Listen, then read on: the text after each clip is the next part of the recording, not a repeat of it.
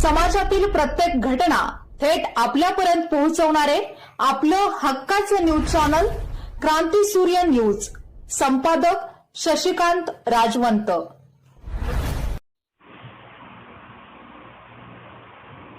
सांगली जिल्ह्यातील करनाळ तालुका मिरज परिसरात गावठी हातभट्टी दारू निर्मितीवर स्थानिक गुन्हे अन्वेषण शाखेने मोठी कारवाई केली आहे। माधवनगर करनाळ मार्गावरील एससी सीड्स अँड फूड्स फॅक्टरीच्या उत्तरेस ओढ्यालगत सुरू असलेली हातभट्टी उद्ध्वस्त करून 750 लिटर कच्चे दारू रसायन व इतर साहित्य जागीच नष्ट करण्यात आले।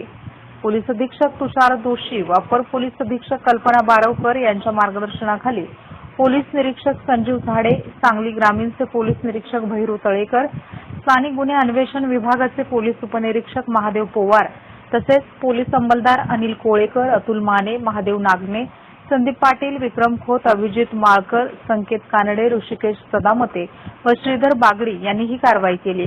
गोपनीय माहितीच्या आधारे पथकाने छापा टाकला असता 2 संशयित पोलिसांची चाहूल लागताच पसार झाले।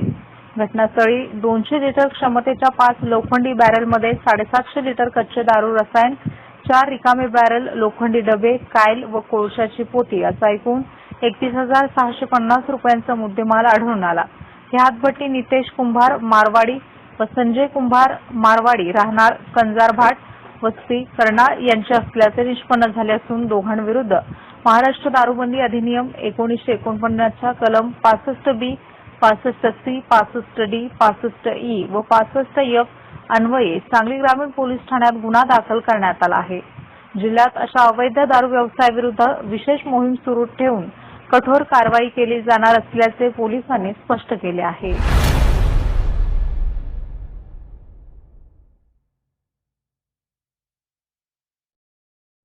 क्रांती सूर्य न्यूज। संपादक शशिकांत राजवंत। सबस्क्राइब करा,